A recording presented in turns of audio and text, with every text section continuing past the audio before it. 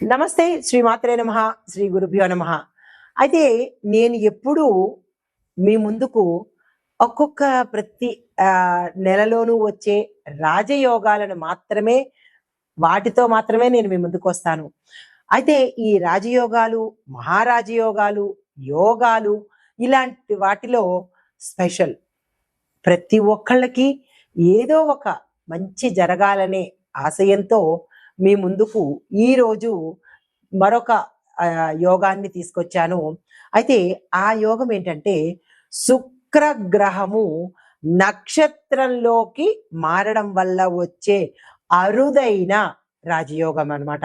అంటే మనకి ఈ గ్రహాలు ఒక్కొక్కసారి రాసుల్లో మారుతూ ఉంటాయి, ఒక్కొక్కసారి నక్షత్రాలలో కూడా మార్పులు సంభవిస్తుంటాయి. ఈసారి శుక్రగ్రహము నక్షత్రాలలో మారిందనమాట. ఈ మారడం వల్ల ఎలాంటి చారిత్రాత్మక సంఘటనలు జరుగుతాయి, రాసుల వాళ్ళకి ఎలాంటి మంచి ఫలితాలు వస్తాయి అనే అంశాన్ని మీకు సవివరంగా తెలియజేస్తాను. అయితే ఈ శుక్రగ్రహ మార్పులు, నక్షత్ర మార్పులు ఏ సమయంలో, ఏ రోజు నుంచి ఎలాంటి ఫలితాలు ఇస్తాయి అంటే కనుక జూన్ 13 నుంచి 2025 అంటే గత నెల 2025 జూన్ 13లోనే అంటే రాత్రి 9:21 శుక్రగ్రహము భరణి నక్షత్రంలోకి ప్రవేశించేసింది. అయితే ఇది ఎప్పటి వరకు ఉంటుందంటే 6 వారాల సమయం వరకు ఈ సమయము అంటే ఈ రాజయోగము ఉండబోతోంది. ఆ సమయం ఎప్పుడు అంటే జూన్ 26 మళ్ళా మధ్యాహ్నం 12:24 సమయానికి శుక్రుడు కృత్తికా నక్షత్రంలోకి మారాడు. అంటే భరణి నక్షత్రంలో నుంచి కృత్తికలోకి మారాడు. ఇలా ఒకే సమయంలో ఒకే నెలలో 2 నక్షత్రాలు శుక్రగ్రహం మారింది. అయితే వీటి యొక్క ఫలితాలు కొన్ని రాసులు లక్కీ రాసులు. రాజయోగాలే కాదు సుమండి, ఈ రాజయోగాలలో కూడా నక్షత్ర రాజయోగాలను కూడా మీకు నేను అందిస్తున్నాను.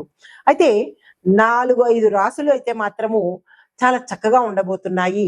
మేషరాశి, వృషభ రాశి, మిథున రాశి, ధనస్సు రాశి, సింహము ఈ రాశుల వాళ్ళకి విశేషంగా ఉండబోతోంది. అయితే ఇవి ఎందుకు లక్కీ రాశులు అనేది కూడా మీకు తెలియపరుస్తాను. శుక్రగ్రహము సంపదకు, సౌఖ్యానికి, ఆనందానికి ప్రతీక. అయితే ఇవి భరణి నక్షత్రం నుంచి కృత్తికా నక్షత్రంలోకి మార్పు చెందిన సమయము అంటే జూన్ 26 వరకు మనకి ఇంకా చాలా సమయం ఉంది. కాబట్టి ఎట్లాంటి ఫలితాలు ఇస్తున్నాయి ఈ రాశుల వాళ్ళకి అంటే కనుక ఆర్థిక లాభాలు, కెరియర్లో గ్రోత్, ప్రమోషను, ఉజ్వలత అంటే విపరీతమైన డ్రాస్టిక్ చేంజ్ ఇవ్వబోతోంది. తర్వాత వైవాహికంగా అంటే వివాహపరంగా, దాంపత్యంలోనూ గుడ్ రిలేషన్స్ ఉండబోతున్నాయి. దీంతో పాటు ప్రజాదరణ, సోషల్ మాధ్యమాలలో ఎవరైతే ఉన్నారో వారికి విశేషమైన స్థాయి లభించబోతోంది. అయితే ఏ నెలలో ఎంతెంత కాలం ఉంటుంది అనేది కూడా మీకు తెలియపరుస్తా.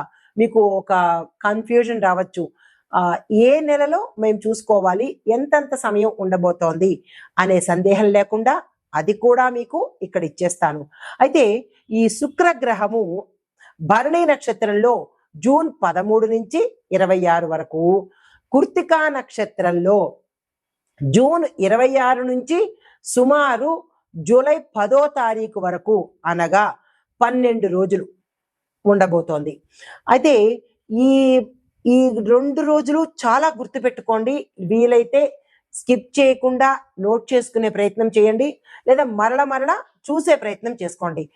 శుక్రుడు స్వరాశిలోనే అంటే వృషభ రాశిలోనే జూన్ 29 నుంచి జూలై 26 వరకు ఉంటాడనమాట.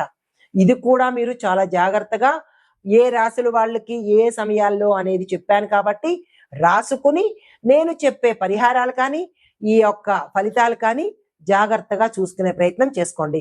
అయితే మొత్తంగా చూసినట్టయితే జూన్ 13 నుంచి జూలై 26 వరకు సుమారుగా 6 వారాల పాటు ఈ శుక్రుడు సంచారం చేయబోతున్నాడు అనమాట. విశేషమైన ఫలితాలను ఇవ్వబోతున్నాడండి. అయితే ఆ రాసులకే కాకుండా దేశకాలమాన న్యాయ ఆర్థిక రాజకీయ రంగాల్లో కూడా మనం చూసుకోవాలి కదా. ఇప్పుడు ఒక్కొక్క పరిధిలోనూ ఎలా ఉండబోతోంది అనేది చెప్తాను. ముందుగా ఆర్థికంగా చూసినట్టయితే ద్రవ్య వేదన అంటే స్టాక్ మార్కెట్లో కావచ్చు పెరుగుదల కనబడుతోంది. టెక్, ఎఫ్ఎంసిజి, ఐటీ రంగాలలో వృద్ధి కూడా కనబడుతోంది. తర్వాత విదేశ పెట్టుబడులు చాలా ఫ్లో ఎక్కువగా ఉండబోతోంది. వృషభ, మిథున, ధనస్సు రాశుల కలిసే ఈ అనుసంధానం అనేది ఏర్పడబోతోంది. తర్వాత పేమెంట్ వ్యవస్థలో సౌకర్యాన్ని తీసుకొస్తున్నారు. ఈ స్కాముల బారిట ప్రజలు పడకుండా ఉండడం కోసము డిజిటల్ సేవలు, ఈ కామర్స్ సేవలు అంటే చాలా మంది మనకి ఈ పేమెంట్లు, జీపేలు, ఫోన్ పేలు ఇలాంటి పేమెంట్లలో స్కామ్స్ ఎదుర్కొంటున్నారు. కాబట్టి ప్రజల కోసము మన ప్రభుత్వము కొత్త కొత్త టెక్నాలజీని మనకి అందుబాటులోకి తీసుకురాబోతోంది. ఈ కామర్స్ ఒకటి, డిజిటల్ సేవలు ఒకటి అందుబాటులోకి తీసుకొస్తోంది. అయితే ఇంకా రాజకీయ పరిస్థితులు చూసినట్టయితే కనుక రాష్ట్ర ఎన్నికల సమీకరణాలు జరగబోతున్నాయి. ఇప్పటికే జనవరి, మార్చిల్లో గమనించినట్టయితే కనుక మే 14 నుంచి శుక్రయోగం కూడా మనకి కంజెక్టివ్ అవుతోంది. దీనివల్ల కొంత మార్పులు జరిగే అవకాశం కూడా కనబడుతోంది. అయితే ముఖ్యమైన నిర్ణయాలు ఎప్పుడు తీసుకుంటారు అంటే జూలై, ఆగస్టు మధ్య కేంద్ర రాష్ట్రాలలో నిర్ణయాత్మక పాలసీలు మనకి ప్రవేశపెట్టబడబోతారు. అది ప్రజాదరణ పెరుగుతుంది. ప్రజలకు ఇష్టమయ్యేటట్టుగానే ఉండబోతున్నాయి.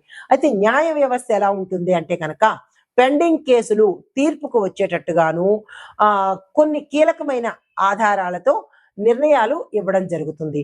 తర్వాత మెరుగైన పబ్లిక్ సర్వీసెస్ ని మనకి న్యాయ వ్యవస్థ ద్వారా ప్రతి ఒక్క పౌరుడికి అందుబాటులోకి వస్తాయి. తర్వాత రక్షణ విభాగం చూసినట్టయితే ఆర్మీ, పోలీసులు ఆపరేషన్స్ అనేవి కొత్తగా అంటే టెక్నాలజీ పరంగా కావచ్చు, లేదా అంటే కొంచెం పటిష్టంగా ఉండేటట్టుగా చర్యలు తీసుకోబోతున్నారు. సైబర్ సెక్యూరిటీ ఆధునికీకరణ చాలా ఫాస్ట్ గా తీసుకుంటున్నారు. ఎందుకంటే సైబర్ నేరాలు ఎక్కువగా జరుగుతున్నాయి కాబట్టి వాటిని తగ్గించి ప్రజలకు మేలు చెయ్యాలి అనే ధోరణిలో డిజిటల్ కి కొంచెం మార్పు చేర్పులు చేసి ప్రజల్ని సైబర్ నేరాలకు దూరంగా ఉంచే ప్రయత్నం మన ప్రభుత్వం తీసుకోబోతోంది. చాలా చక్కని విషయం ఇది. అయితే రాశి వారీగా దేశవ్యాప్తంగా ఈ యోగం ఎలా ఉండబోతోంది అంటే కనుక ఆర్థిక రంగం చూసినట్టయితే లాభాల వృద్ధి, ఎంఎస్ఎంఈ, ఎస్ఎంఈ విభాగాలలో మనకి ఉత్ప్రేరణ, డెవలప్మెంట్ కనబడుతోంది. రాజకీయ పరంగా చూసుకున్నట్టయితే ఓవరాల్ గా రాజకీయ నాయకులకు జనాల యొక్క డిమాండ్ ఉంటుంది, సార్వత్రిక అవగాహన ఏర్పడుతుంది. ఇక న్యాయ వ్యవస్థ తీసుకున్నట్టయితే కనుక తీర్పు వేగవంతంగాను, ట్రాన్స్పరెన్సీగాను ఉండబోతోంది. రక్షణ రంగం చూసుకున్నట్టయితే సరిహద్దుల్లో భద్రతా ఏర్పాట్లు, సైబర్ డ్రోన్స్ ఏర్పాటు చేయడము, సాంకేతికంగా టెక్నికల్ గా మరింత బలం పుంజుకునేటట్టుగా ఉండబోతోంది. అయితే సామాజిక పరంగా చూసుకున్నట్టయితే కనుక యువతలు మంచి మార్పు రావడము, దీంతో పాటు స్త్రీ సాధికారికత ఎక్కువగా ఉండబోతోంది. అయితే అభివృద్ధి పరంగా చూసుకున్నట్టయితే కనుక ఇన్ఫ్రాస్ట్రక్చర్స్ కానీ, ఐ ప్రాజెక్ట్స్ కానీ, డిజిటల్ ఇండియాలో కానీ, లేదా వైద్య విద్య రంగాలు డెవలప్ అవ్వడం ఎక్కువగా మనం గమనించబోతున్నాము. అయితే వీటి పరంగా చూసుకున్నట్టయితే మరి మేషాది ద్వాదశ రాశుల వారికి ఎలా ఉండబోతోంది అనేది ఇప్పుడు మీకు సవివరంగా తెలియజేస్తాను. అయితే ఈ శుక్రగ్రహము నక్షత్రాలు మారడం వల్ల వచ్చే యోగాలు ఏమిటి అనేది ప్రప్రథంగా నేనే తెలియజేశాను.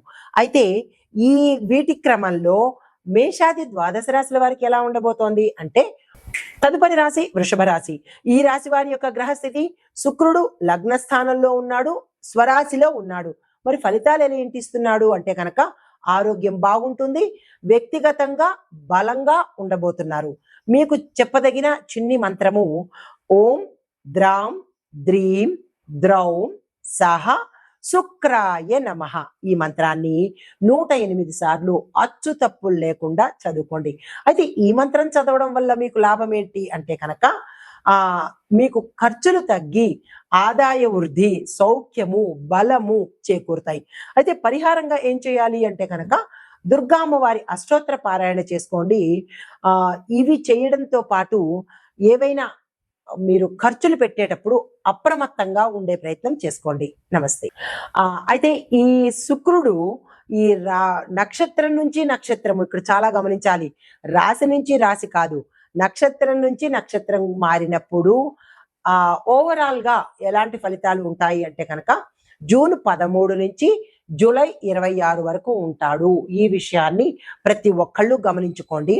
అయితే ఆ సమయంలో నేను ఇందాక చెప్పినట్టుగా ఏ రాశి వాళ్ళు ఏ ఏ పనులు చేసుకోవాలి అనేది చెప్పాను. ఆ సమయాన్ని అలా ఉపయోగించుకోండి. అయితే ఈ నేపథ్యంలో 6 వారాలు శుభ ప్రాయశ్చిత్త కాలం అన్నమాట. మీరు ఏదైనా తప్పులు చేసినా దాన్ని ప్రాయశ్చిత్తంగా తీసుకొని ఈ సమయంలో ప్రాయశ్చిత్తం తీసుకోండి. రెండోది 4-5 రాశులు బాగుంటాయని చెప్పాను కదా, అది మేష, వృషభ, మిథున, ధనస్సు, సింహరాశులు చాలా చక్కగా ఉండబోతున్నాయి. ఎలా?